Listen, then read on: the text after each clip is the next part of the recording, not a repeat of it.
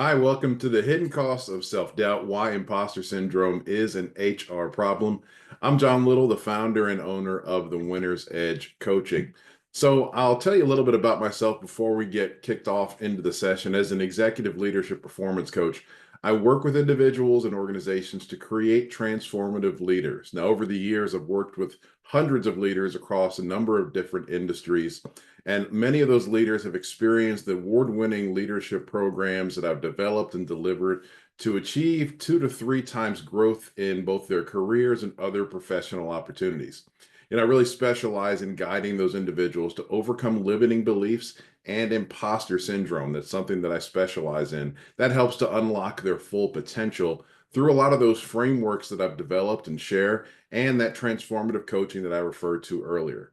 So currently, I help people find ways to live influential, inspired lives so that way they can become confident, authentic leaders in their homes and in their careers. So let's get into really what I want to talk to you about today, which is the big question that I ask. And that big question is, what if I told you that there's a talent problem that costs potentially your organization millions of dollars? So if I tossed that question out there to you and I told you this question, this issue is hiding in plain sight with your organizations from a leadership standpoint, from the way that you look at your talent, from the way that you look at the people within your organization, what are some of the things that you may think would be those big issues? What's that one big problem that you're experiencing? Is it maybe employee burnout? Is that the big problem that you're experiencing? How about high turnover?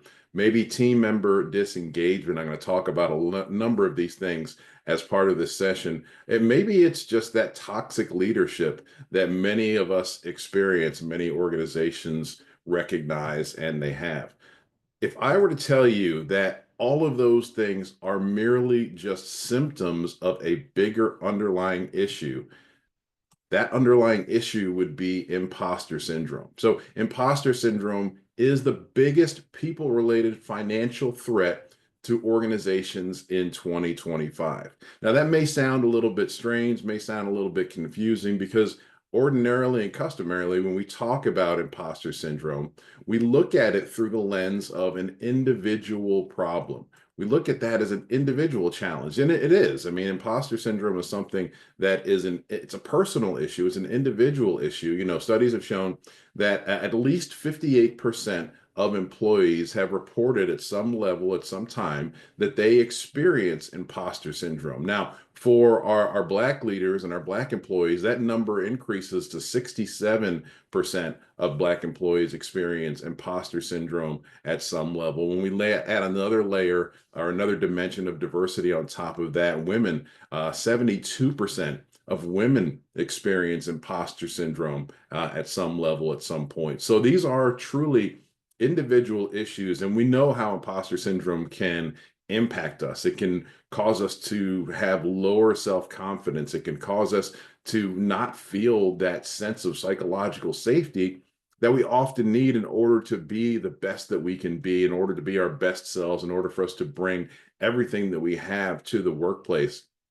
It definitely impacts our levels of engagement as well. If we don't feel comfortable, if we don't feel confident, if we don't feel safe, then we're certainly not going to engage at a high level. We're not going to give our full discretionary effort. We're probably going to give just enough for us to get by, just enough for us to remain in the roles that we're in and potentially grow. But the reality is, if we're holding so much back because we don't feel safe, it's going to limit a number of things. It's going to limit how much we're willing or able to innovate, how creative we're willing to be, how much risk we're able to take, how much we're willing to step up and speak up in situations. So it impacts our communication if we don't feel comfortable and confident. And then that can really limit our career growth. One of the biggest threats to career growth is visibility. If you're not able to be seen in organizations, if you don't have your personal leadership brand or your personal brand within an organization, it's really hard for you to grow. It's really hard for you to get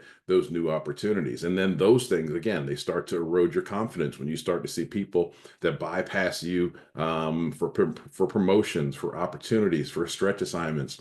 When you start to see people who are getting more shine than you are, even though you know within yourself you have the capabilities to do more. Oftentimes, imposter syndrome contributes to us not having that visibility because a lot of times we haven't put ourselves out there. So we know a lot about the individual issues that imposter syndrome can create, but let's look at an organizational lens as well. So through that organizational lens, here are the company crisis issues that you need to be thinking about as an HR professional as it relates to financial impacts of imposter syndrome at your organization.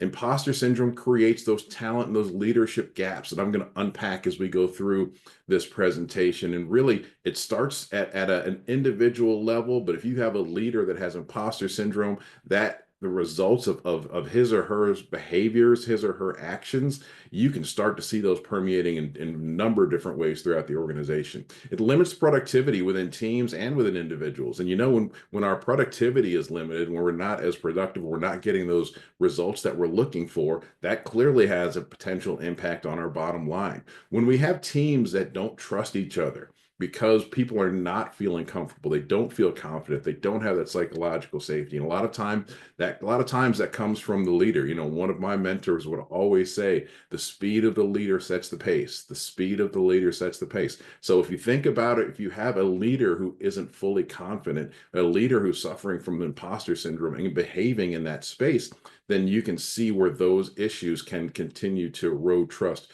within those teams. And then ultimately, it can expose your organizations to legal risk. Now, you want to talk about financial impact. Some of the legal risks that can be resulting from imposter syndrome and some of the behaviors that are downstream effects of imposter syndrome within leaders, within teams, within those behaviors, within those interactions.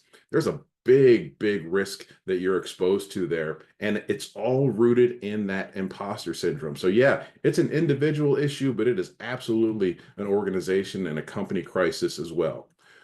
So there's a quote that I want to share with you from our good brother Ta-Nehisi Coates that really kind of wants this. I want to set the stage for where we can go with this and how we can start to learn how we move through and past imposter syndrome on an individual level so it doesn't have such an impact on our organizations. And Coach said, you exist, you matter, and the story you tell yourself determines how you move through the world. Now, I underlined the story you tell yourself because that's where imposter syndrome really starts, and that's where the roots come of it, and that's where it starts to grow. It's that thought in our head, it's those questions in our mind, it's that doubt that creeps up and creeps in. That's where imposter syndrome can take over if we're not mindful of it and we don't have the tools to be able to navigate and grow through that. So, and it all starts with self-awareness. So the very first thing that we need to do in order to tackle and overcome imposter syndrome is we have to grow our self-awareness, because we have to be able to recognize it for what it is when it happens. We have to recognize that doubt, that question, that fear. We have to be able to recognize it and label it when it happens, so then we can move past it and move through it. So before I get super deep into some of the solutions, and I'm going to give you some things to think about and work on, let's start to talk about what some of those organizational financial impacts are, because I teased it up front. So I want to bring it home with some of the really specific organizational financial impacts. And again, this is related to people, this is related to your talent. So the first one that I want to talk about is growth, right? What happens to organizations when leaders have that imposter syndrome and it's impacting them? How does that then breadcrumb to the financial impact? Well, it really starts with just the behavior of leaders. Fearful leaders lead fearfully. So what does that mean? So fearful leaders are in usually one or two modes. They're either in self-preservation mode, which means that they're going to do and say and act in ways that are really designed to protect themselves, to insulate themselves. And some of the things that may look like is not taking accountability. It may look like redirecting blame when things happen. It may look like they don't speak up. They don't stand up when they should. Or it can also look like operating out of fear. It can look like they're stuck. It look like they're not able to lead, or they're not willing to lead. They're not willing, and they're not doing the things that a leader is expected to do. They aren't delegating. That's another symptom when we see fearful leaders leading fearfully, is they don't delegate. And when you're not delegating because you want to have that control, that's part of that self-preservation mode. That's part of the imposter syndrome of I don't want people to start asking me questions that I don't feel like I have the answers to. That lack of delegation can lead to lack of opportunities for others. So if they're trying to control everything and hold everything, that limits the growth of the people that are on their teams, because the people that are on their teams aren't getting those opportunities to do things. They're not getting those opportunities to grow. Sometimes that imposter syndrome can say, if I let somebody do something that I've been good at in the past, they may outshine me. And I don't want them to have more shine. I don't want them to have more spotlight. I don't want them to have more visibility than I do. So I'm not going to allow that to happen. I'm not going to delegate any of those tasks. And so they may be a little bit more controlling in that aspect. So they don't allow for others to get those experiences. Those fewer opportunities leads to stagnation with people. I mean, I'm sure you've probably been in a situation somewhere in your career where you just kind of felt stuck. You kind of felt like you didn't have anywhere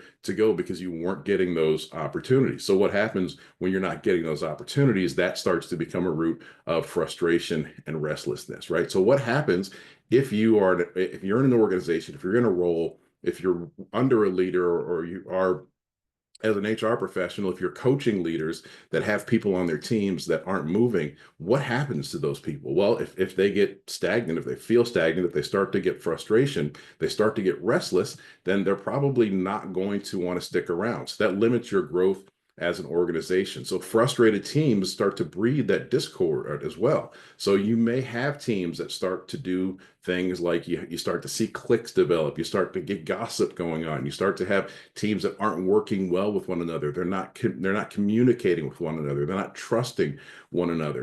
We've heard for years, we've heard it, time and time again, that employees will leave their manager before they leave organizations. And, I can attest to that individually. And I know a lot of people that I coach, they have the same issue that they've said, like, I loved the company. I just couldn't work for that person any longer. So that's a true challenge. And a lot of times those are those conflicts that happen, those little individual things that people are just not able to get past because they see their direct path is connected to that leader that may not be supporting them, may not be giving them what they need. We know from a financial standpoint, again, kind of sticking with those financial impacts, in order to replace an employee that leaves, it doesn't just happen overnight, right? We're coming out of what people have said is a historically difficult job market. I know that there are a lot of people who had a hard time finding the right opportunities, finding the right roles, finding the roles that were a match for them. I spent a lot of time on LinkedIn. And I had a lot of conversations with people over the past couple of years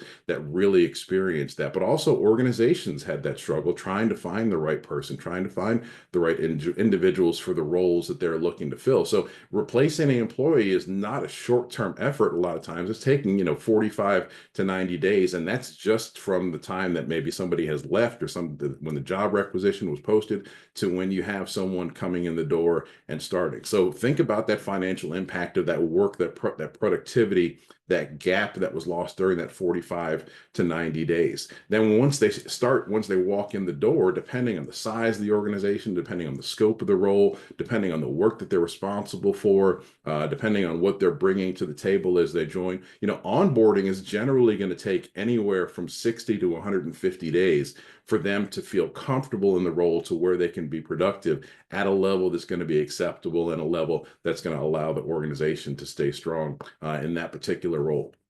So when you look at all of those things, when you look at the time that it takes from someone who leaves to replace them, whatever money you're spending in talent acquisition, with advertising, with putting the job in job boards, whatever your processes are, right? All of those things come with a financial cost. So the true cost of replacing an employee who leaves is generally somewhere between 6 to 9 months of that prior employee's salary, right? Now that's lost money. That is a sunk cost. You're not getting that back, even if you get someone in and they're an absolute superstar. That money is already out the door. A lot of times those things can be avoided. The other thing that happens when someone leaves is whenever people are leaving a team, people are leaving an organization, and they're good people. We're talking about people who have performance opportunities. We're talking about people who have potential. We're talking about people that are assets to your organization. That departing talent, it weakens your talent pipelines. And when you have weakened talent pipelines, again, that's something that not only are you losing someone in that role, but you're losing all of that institutional knowledge that leaves when that person walks out the door. You're losing all of their experience with the organization. You're losing all of their relationships within the organization. You're losing all of the things that they knew how to do without having to think twice or without having to refer to a handbook or to a guidebook or to a reference. You're losing all of that. And so when you lose those things, that slows down your growth and that slows down your efficiency, and those things will impact your productivity. When you start to have consistent turnover, right? So if you have cultural issues within the organization because imposter syndrome resides and thrives in certain areas within the organization that leads to consistent turnover, that impacts the culture. It impacts the morale of the organization. And people start to ask questions like, what's going on? They start to wonder about their role. They start to wonder about organizational health. They start to wonder about a number of things that can impact their productivity, right? When their focus is somewhere else, their focus isn't on their work. And so those challenges are things that as HR leaders, as HR team, or as HR professionals, right, you need to be thinking about, because it's your responsibility for both the individual and also for the collective of the organization. So those are things that may end up in your inbox, may end up on your desk. So when people are experiencing that doubt, especially from a leadership standpoint, if they don't feel comfortable, they don't feel confident, they have doubt, that can create hesitation in how they're making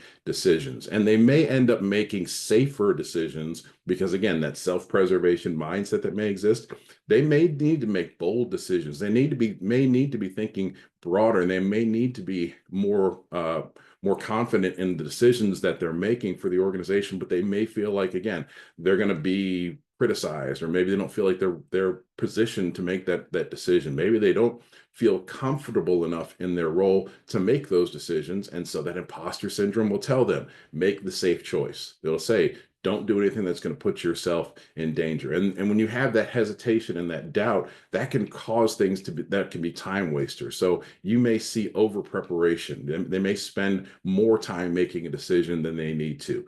They may make a decision and then second guess that decision. And so they may not then operate in confidence after that. When you have teams that are led by those leaders and who are embodying those leadership behaviors, you'll see that those teams tend to consistently underperform because they don't have clarity on what they're supposed to be doing. They don't have confidence in the messaging from the leader that's giving it to them, and their own imposter syndrome may start to creep in a little bit. When you have underperforming teams, some things that you'll typically see is you'll see those teams will miss deadlines, and again, that kind of goes back to the lack of clarity that may exist. That goes back to the lack of confidence to be able to deliver things, because they may be going back and doing the same work 2 and 3 and 4 and 5 times because there's just not that confidence to put it out there.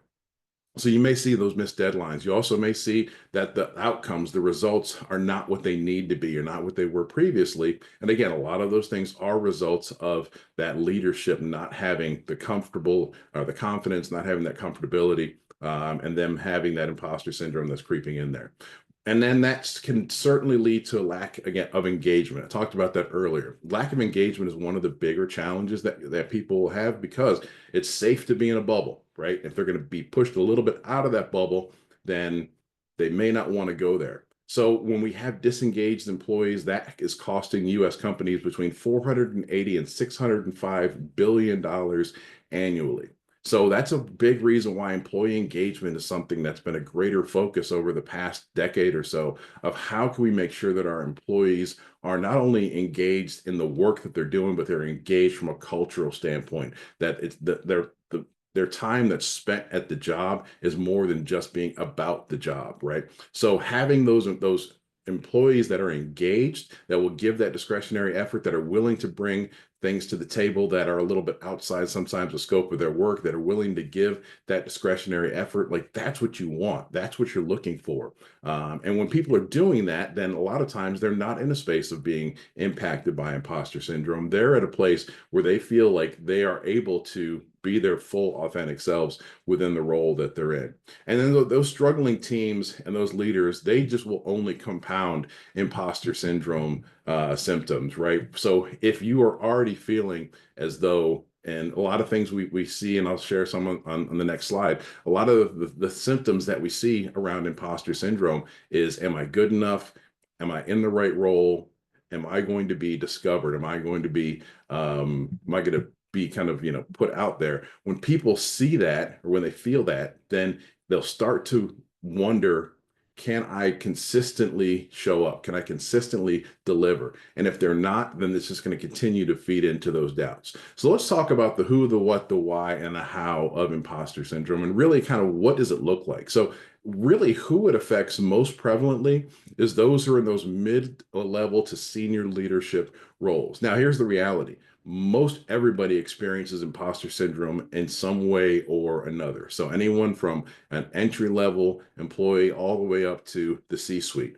But most prevalently, we see it, and the most impact we see is in those mid-level to senior level roles. A lot of times, and here's what's interesting, a lot of times people who have had high performance, those who are high achievers, those who have been successful, those are the ones that are most impacted by imposter syndrome, especially when they're moving into those next level leadership roles. So here's what happens. So, and we've probably all seen this in one way or another. You have someone who's just an absolute rock star individual contributor, right? They just can crush it. They know what to do. They know how to do it. They do it well. They can do it in their sleep. And so what happens? They end up getting promoted. When those individuals get promoted into those roles, if they aren't given some certain things or like guidance and support on how to transition into being a people leader, or if they had a small team and now they have a larger team, right? What does that mean? And the more that we move up into in the organizations, the higher level of leadership that we go into, we need to, as I say, we need to adjust our eyes, right? So when we're in an individual contributor or maybe even a first level leadership role, right, we can still be looking a lot at the work. But once we start to grow in our career, once we start to get to different levels within the organization, when we elevate our eyes, we need to be looking from a vision standpoint, from a strategic standpoint. We need to be looking at people and relationships more than tasks and outcomes, right? So it's important for us to be able to transition those skills while still keeping our eye on the business, to then also be looking at our team and looking at a different landscape. But a lot of organizations don't really have the layers of support that leaders need to shift that in their brain. And so that's where those questions come in. Losing the comfort of, I was really, really good at this role, and I was really good at these tasks, and now I'm not doing those anymore. What exactly am I supposed to be doing, and how am I supposed to be doing it? That can be something that creates that imposter syndrome and some of those symptoms in those high achievers. So we frequently see that in leaders who are 1 to 4 years in their new roles. And what that 1 to 4 year period is so important, because that's where that transition is taking place. That's where the transition away from being transactional to being transformational is really taking place with leaders. They're moving from being tactical to being strategic. And again, if they don't have that experience, if they don't have support, if they aren't getting development in that space, then we'll see that they can sometimes struggle, or we'll see a different person. And I've heard that a million times, like they're just a different person in this role. And they're not a different person. It's just they are experiencing things differently. And they don't exactly know what to do. The other thing that we'll see is if we have high potential employees where we can see that they have potential. We can see that they can be successful. We can see that they grow, but they don't seem to be stepping into that. We call it they're playing small. A lot of times that's imposter syndrome, and that's telling them that they're safe where they are, or it's telling them they don't want to put themselves out there, or it's telling them that they're not quite ready when they actually might be. So what does imposter syndrome look like? So how can you recognize it when you see it? So there's a few different things that you can be looking for. So imposter syndrome looks like not speaking up in meetings when you have something to share. It looks like not sharing your opinion when you have something that you want to add, or when you're asked. It looks like being afraid to challenge the norms, or being afraid to challenge things that you think can be better. It can be being afraid to be creative or to make suggestions about potential innovations. It can also look like, and here's what's interesting, it can also look like overworking and perfectionism. So if someone feels as though they are in a space where imposter syndrome is kind of impacting them on a consistent basis, the natural inclination for some people is to just work through it. I'm just going to push through it. I'm going to keep going. I'm going to drive through, because that's the way that they were successful in a more transactional, tactical role. But when they're in a strategic role, when they have a broader purpose, they have a broader vision, it can look like they're overworking themselves. It can look like they're chasing perfection and also projecting that onto their teams. It can also look like procrastination or avoidance. It can look like they're not doing anything because within themselves, they could be scared to make a move. They could be scared to take a step. They could be scared to put themselves out there. So they may be slower to do tasks. They may be avoiding certain tasks doing it. It can also present as overconfidence or false bravado, right? So that comes from that whole mindset of fake it till you make it. So if someone is really overcompensating for the imposter syndrome they feel because they just, they can't imagine they can't imagine what it may look like if they fail, then they may just be putting it out there that they have everything under control, that they're super confident, but you can really see where that's just a mask, where it's just something that's being put on but not the reality, right? And why do these things happen? So this is what imposter syndrome is masking. This is what imposter syndrome is trying to keep you away from on an emotional level. It's a fear of failure, or a lot of times people who are experiencing imposter syndrome, they're afraid of being found out, right? Found out that I wasn't the right person to get this promotion, found out that I don't know as much as my peers or colleagues, found out that I don't have all of the answers that I think that I should have. And really that goes to a lack of self-awareness, right? It goes to them not really being able to recognize that it's imposter syndrome that are causing those doubts and fears. It's imposter syndrome that's making you question those things, and that they don't have the tools to navigate their way out of it. So what will they sometimes do? Sometimes they will shrink into the shadows. So that perceived safety exists in the shadows. That allows them to still feel safe, even though they're in roles. But that's one of the why imposter syndrome exists, because they find ways to sink into those shadows. And sometimes what will happen, this is again from an organizational standpoint, they'll feel an implied pressure to perform that may not necessarily have been expressed. So when people get promoted into roles, when people are in leadership roles, when people are in roles that have higher visibility and higher responsibility, then they feel often that there is a higher level of pressure to perform to those new roles. And those new standards may be unspoken, and really they may not even be realistic. These may be standards that exist in their minds. So what are some of the things we can do to navigate that? I'm going to give you some of those here in just a few minutes.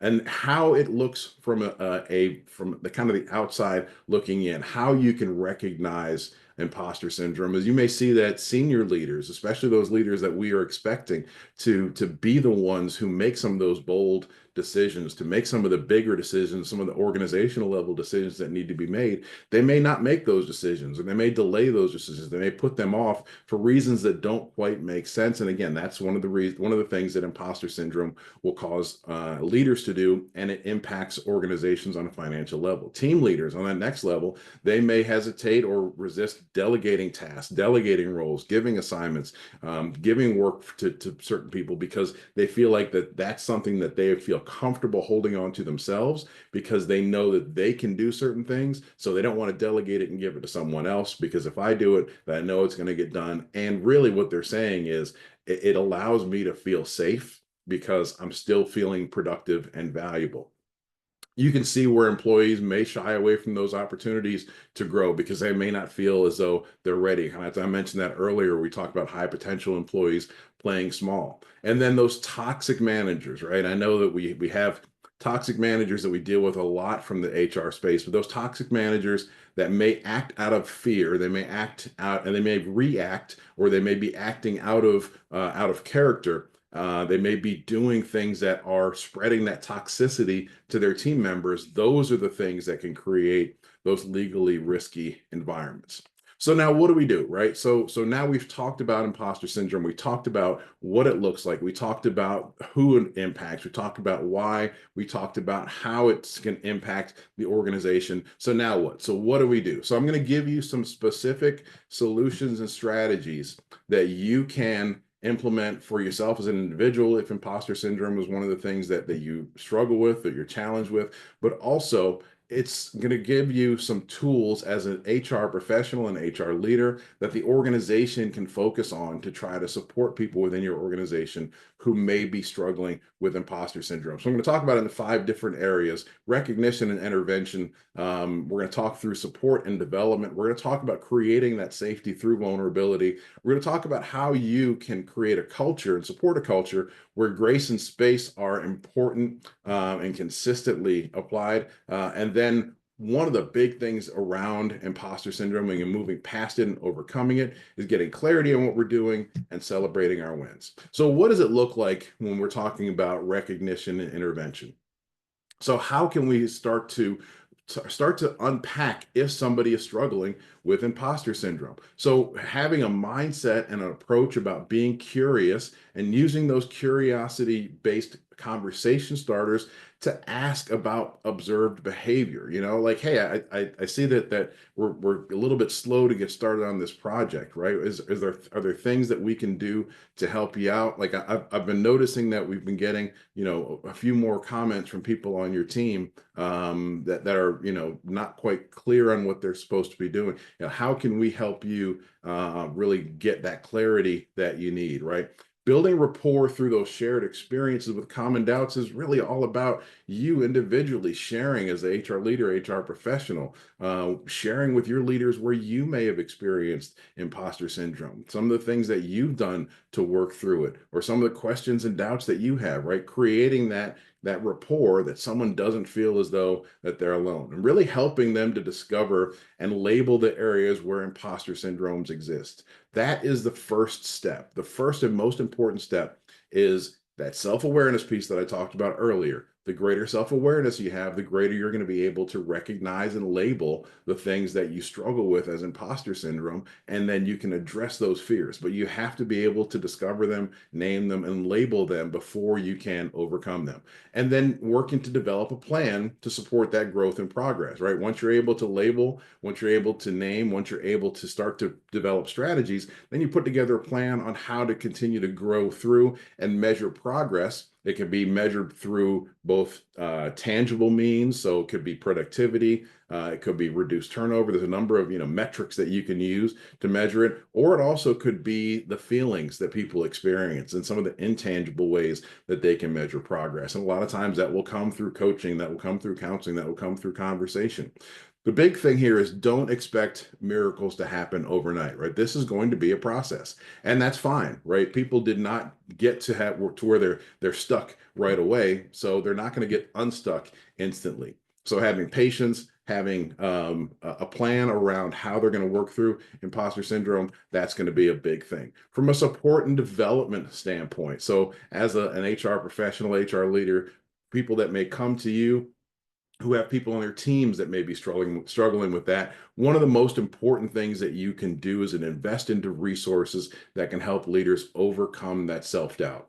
Whether that be coaching with that individual leader, with a group of leaders, whether that be a leadership development program internally, whether that be additional training or conferences that they're sent to, whether that be books and podcasts and other resources that you suggest, whatever it is, invest in those resources to support those leaders overcome that self-doubt, right? The more that you're able to do that, and when I say the more, I'm not talking about a dollar amount, I'm talking about the more options that you have, the more ways that you can show that support and that development, that's going to help them build that confidence that they're going to have the space to work through the things that they're struggling with. And you want to equip those leaders to recognize and manage their own imposter syndrome. And that comes through their development. That comes through the work that they do individually, because ultimately it's going to be on the individual to deal with what they're struggling with. So the better that they can deal with what they're struggling with, the better that they can figure out the path to where they want to get, then that's going to help them and also the organization. But you have to equip them with those tools and the skills to be able to do it. One of the big things you can do from an organizational standpoint, especially when you have those leaders that are stuck because imposter syndrome is not allowing them to move forward, or is really causing those doubts and questions, is focus on creating clarity of expectations with them. And that can be a really simple conversation of having them share first what they think the expectations are, and then, if necessary, recalibrating what they're expecting to what the actual expectations are of them in their role. That conversation rarely happens, and it should happen more frequently, because that's a key for people getting unstuck, is understanding exactly what's expected of them, understanding clearly what their expectations are. And then over time, they're going to build progress, they're going to build momentum, and then confidence will build as a result of that. And again, as I mentioned earlier, it's not going to happen overnight. The reality is, imposter syndrome is something that people will experience over and over and over again. And it pops up in a number of different areas. People may experience imposter syndrome in their personal lives, in their professional lives. They may feel as though they conquered it in a certain role, and if they get promoted, some of those same seeds may start to germinate and grow all over again, right? So there's not really a cure or a fix to imposter syndrome, but the key, the main thing, is self-awareness, because that leads to sustainability, because that's a muscle that can be exercised over and over and over again. And once you have that muscle exercised and you can flex that muscle, it's going to help people get unstuck much faster.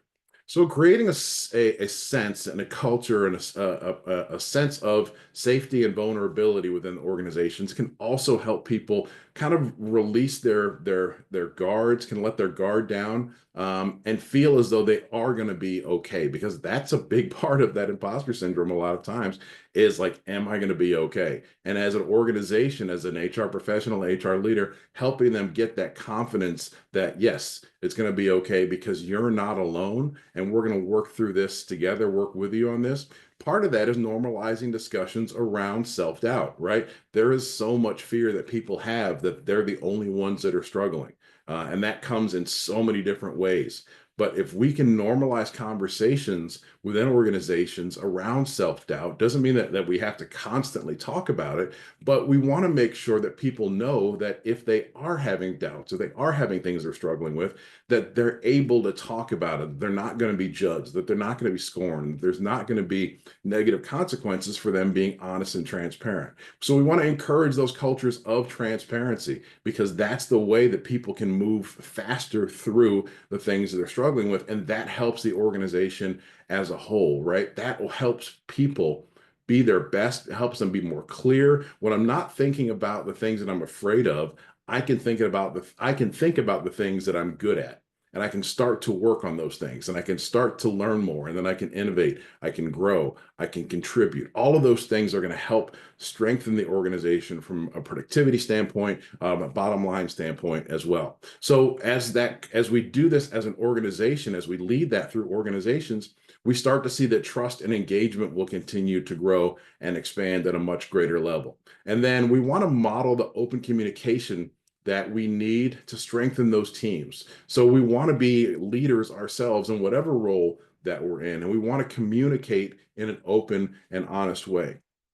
So one of the things that I've developed, that has helped people move through different places they've struggled with, is what I call the growth from trust framework. And so I'm just going to spend a couple of minutes here just unpacking it for you. What this framework does is this framework allows for us to recognize how opportunities are created. And it always starts with trust. Trust is the foundation for everything that we do. And trust is the first thing that we have to do and establish whenever we want to make any type of change, whenever we want people to grow, whenever we want opportunities for ourselves, and as we're talking about in this session, for us to move beyond imposter syndrome from an individual level and organizational level. We have to have high levels and high layers of trust. So from trust, once we've built and established consistently trust, then that allows us to gain influence. And influence is not something that we can take or not something that we can capture. Influence is something that is granted to us as we start to build up that emotional capital, we start to build up the ability for people to see that we're not only able to perform tasks, but we also are able to connect from a relationship standpoint. And when we have that trust and when we're starting to gain that influence, then that starts to lead to us getting more authority. And now authority does not mean power. Like those are two different things altogether. The authority that I'm talking about is when people start to see you as a trusted resource, when people want your opinions, when people want your expertise, when people want your perspectives and they seek it out. That's what authority really means. Authority isn't power. It's not a dominance. It's not it's not wielding anything. Authority really is a byproduct of gaining strong trust and people granting you influence, and then they give you that authority. And then through that authority comes greater opportunities. So if you or someone that you know or someone that you recognize in your organization is struggling with imposter syndrome, having them understand and see this framework that it really starts with trust and building and establishing trust, that relational trust as well as that transactional trust, but most importantly, trusting themselves. Because if they don't trust themselves, it's really hard to do the rest of these things. So trust yourself, build that relational trust, show that transactional trust. That's going to give you more influence. And the more that people start to give you influence, then you'll start to gain authority within organizations, within teams. That authority leads to more visibility. That authority leads to more opportunities for individuals to grow and be stronger. So the other thing that we want to do is we want to create that grace and space within our organizations. And this is more of a mindset shift than it is a tactical shift or a transactional approach. So this grace and space, it's helping our organizations and helping our leaders, helping individuals, both who are struggling with imposter syndrome perhaps, or who are working with those who may have imposter syndrome that's impacting them. It's shifting that mindset from being perfect all the time to being more of a growth-minded, a growth-focused leadership. So we want to focus more on progress than perfection. We want to focus more on continually trying to get better, continually having a growth mindset instead of a fixed mindset, getting unstuck by doing things differently, by learning different things, right? Those are all part of having that growth mindset. And a big part of this from an imposter syndrome standpoint, individually and collectively, is that part of innovation, recognizing that mistakes are just part of that, recognizing that when we're challenging ourselves, when we're doing things differently, when we're thinking, acting creatively, then not everything is going to be perfect, and that's okay. And that's the part that we have to make sure that we emphasize, that it's okay. Like, I would much rather you innovate. I would much rather you try something. I would much rather you take a calculated, educated risk than to play it safe, because by playing it safe, that doesn't mean that we're going to be able to grow. We're going to be able to find something new. We're going to be able to find new efficiencies. We're going to be able to find new opportunities, right? Like, safe is fine, but safe also has a cap.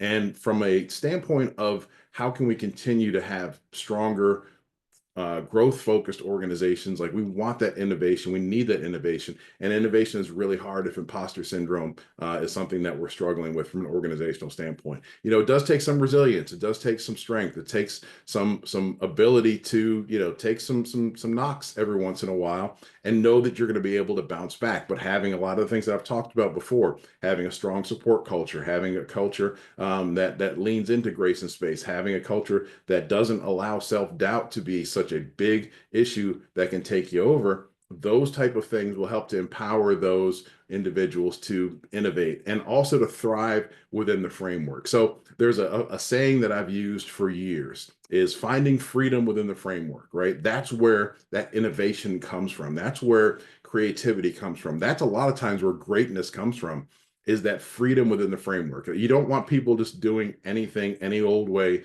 that they want to. You still need your structure. You still need your framework. Hear me when I say that. But within those frameworks, within that structure, you want to find ways for people to seek greatness.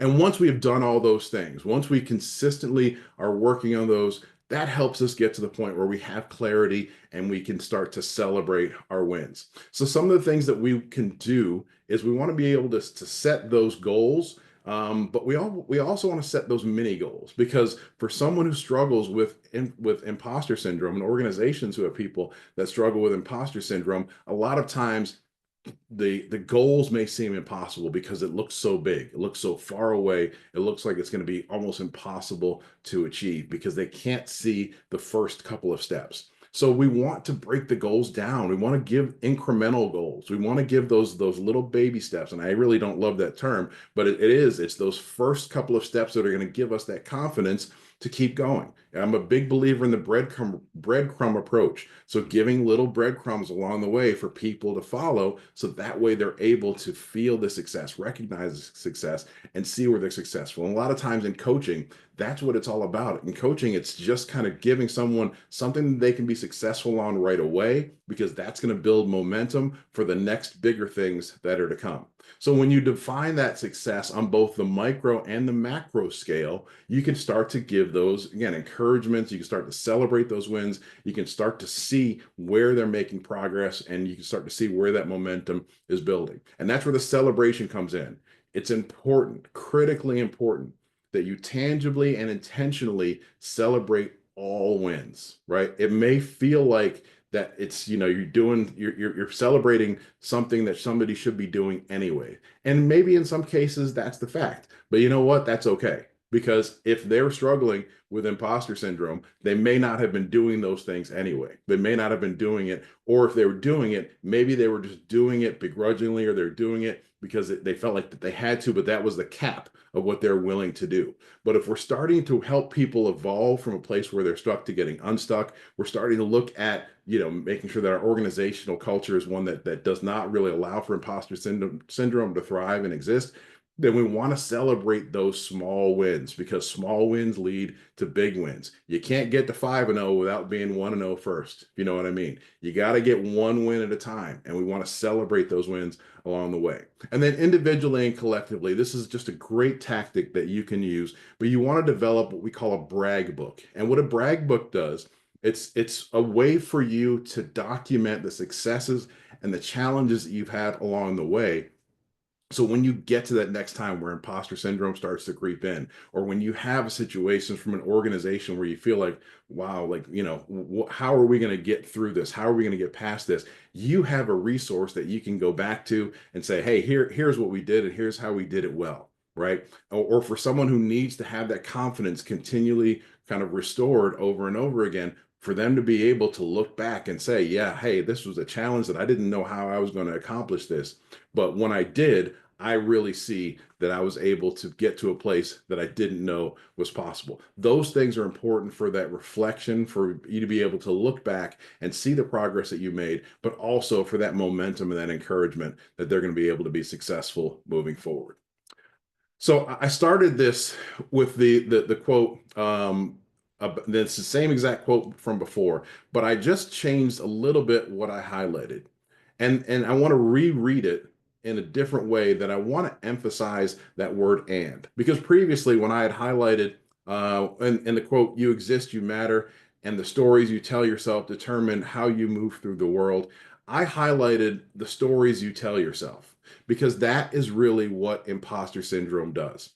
It tells you the stories of, I can't do, I'm not good enough, I'm not equipped, I'm in the wrong place, I could get exposed. All of those are stories that you're telling yourself. But the important part of the quote, when we read it this time, you exist, you matter, and the stories you tell yourself determine how you move through the world. Because I want you to focus on you exist, you matter. Because when you're just focused on the stories that you tell yourself, you're also telling yourself that you may not exist in a certain way, or the way you look at each other, you may look at yourself and you may not matter in a way that's meaningful to you. But when you say you exist, you matter, and the story you tell yourselves, you're going to start telling yourself different stories. So I wanted to just reframe the same quote just in a way that hopefully brings this all home.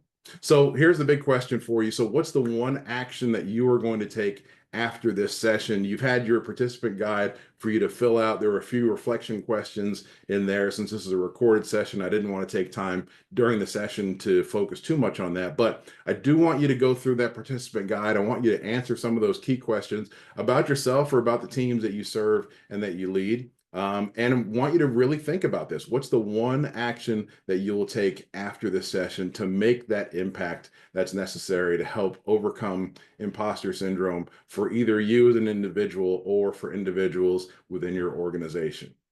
And ultimately, I would love to hear about some of those successes. I'd love to hear about what you've done and how you've done it. So LinkedIn is where I spend a majority of my time, and it's where I communicate with people most frequently. So I would love for you to use the QR code and follow me on LinkedIn. My company, The Winner's Edge Coaching, is at thewinnersedgecoaching.com. Thanks so much for your time, for your attention. Again, this is eligible for those recertification credits through the Black in HR. So be sure to continue to connect with them, and wish you the best of luck in all that you do. And I hope to hear from you soon.